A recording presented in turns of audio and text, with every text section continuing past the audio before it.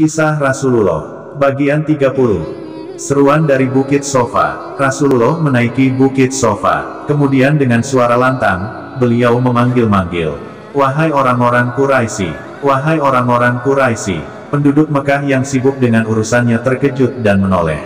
Muhammad berseru dari atas sofa.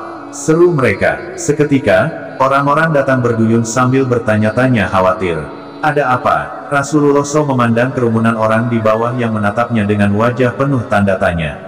Bagaimana pendapat kalian kalau kuberitahu bahwa di balik bukit ini ada pasukan berkuda yang siap menyerbu? Percayakah kamu kepadaku? Tanya Rasulullah. Kami percaya, jawab orang-orang yang berkerumun itu. Kami tidak akan meragukan kata-katamu. Tidak pernah kami mendengar engkau berdusta.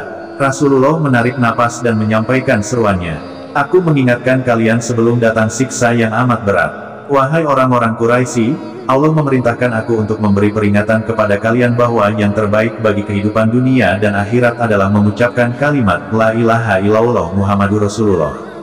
Sejenak orang-orang tampak terpesona. Namun, Abu Lahab yang juga hadir di situ, dengan cepat naik darah. Ia berseru keras-keras mencaci Rasulullah. Celaka engkau, Muhammad, binasa dan celakalah seluruh hari-harimu. Hanya untuk omong kosong itukah kamu mengumpulkan kami? Rasulullah tidak berkata apa-apa dihina sekeras itu.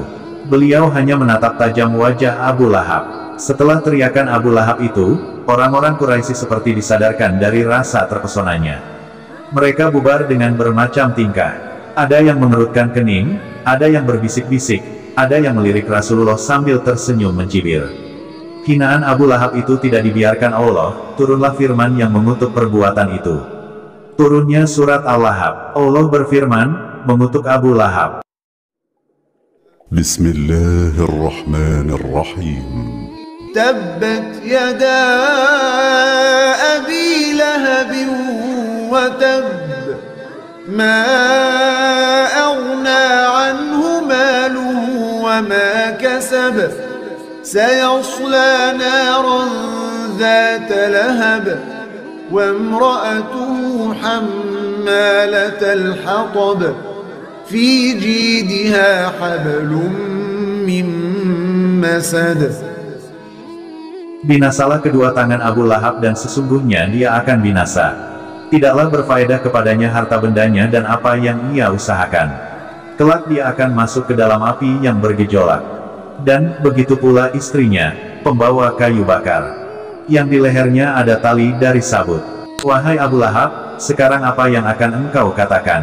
Dengarlah, keponakanmu Muhammad tidak akan pernah lagi bungkam terhadap orang yang menentangnya. Keponakanmu Muhammad tidak akan pernah lagi menerima caci maki dan hinaan dari siapapun sekalipun dari pamannya sendiri. Jika caci maki itu ditujukan pada ajaran Allah yang dibawanya, keponakanmu Muhammad bahkan siap terjun ke medan laga untuk menghadapi orang-orang yang sombong dan congkak seperti dirimu. Wahai Abu Lahab, dengarkanlah firman Allah yang baru turun itu. Bukankah firman itu seperti gelegar petir yang menyambar dirimu? Dirimulah yang binasa, Abu Lahab. Seluruh hari-harimulah yang binasa.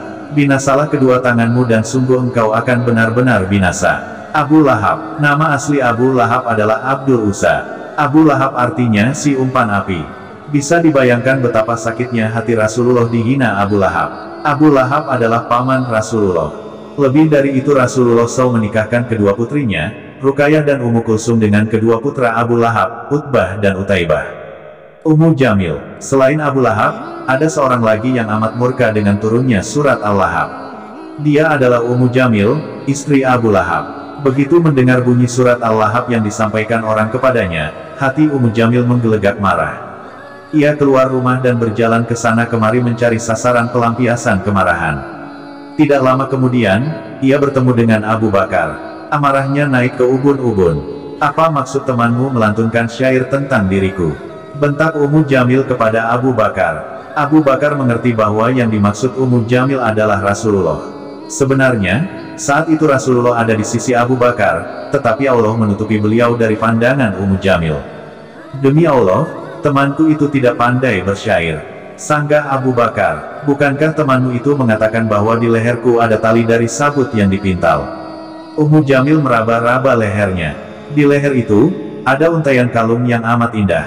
Ia mempertontonkan perhiasannya itu kepada Abu Bakar sampai Abu Bakar merasa jengah dan memalingkan wajahnya. Inilah tali sabut yang dimaksud temanmu itu, ejek Ummu Jamil sambil tersenyum.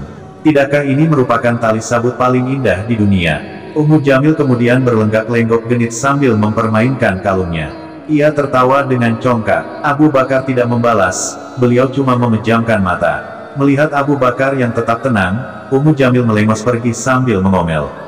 Semua orang Quraisy tahu bahwa aku adalah putri kebanggaan mereka. Ummu Jamil adalah wanita yang sangat cantik.